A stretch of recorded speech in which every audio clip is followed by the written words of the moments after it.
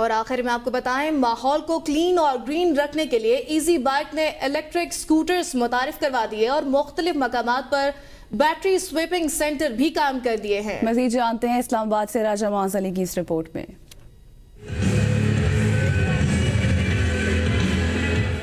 بڑھتی آلودگی اور فضائی بیماریاں، ماحول کو سازگار بنانے کے لیے الیکٹرک ٹرانسپورٹ کا رجحان بڑھنے لگا۔ ایزی بائک کمپنی کی جانب سے نہ صرف الیکٹرک سکوٹرز متعارف کرائے گئے بلکہ راولپنڈی، اسلام آباد کے 40 مختلف مقامات پر بیٹری سویپنگ سینٹرز قائم کر دیے گئے۔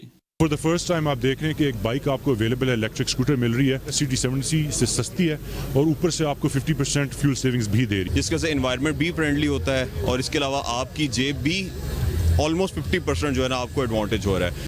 اس موقع پر شرکاء کا کہنا تھا کہ الیکٹرک بائک پاکستانی مارکیٹ میں آنے سے ماحول کو صاف ستھرا رکھنے کے ساتھ جدت کے تقاضوں سے ہم آہنگ پیش رفت ہے۔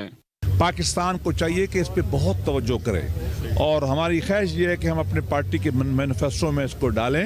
ہم نمبر 3 پہ آتے ہیں most polluted countries in the world میں، تو آئی تھنک کہ یہ بہت اچھا ریولیوشن ہے۔ تقریب کے شرکاء نے ایزی بائک کی کاوش کو خوب سراہا اور ماحول دوست ایجاد قرار دیا۔ کیمرہ مین عاصم خان کے ساتھ راجہ معاذ علی، ABN نیوز، اسلام آباد۔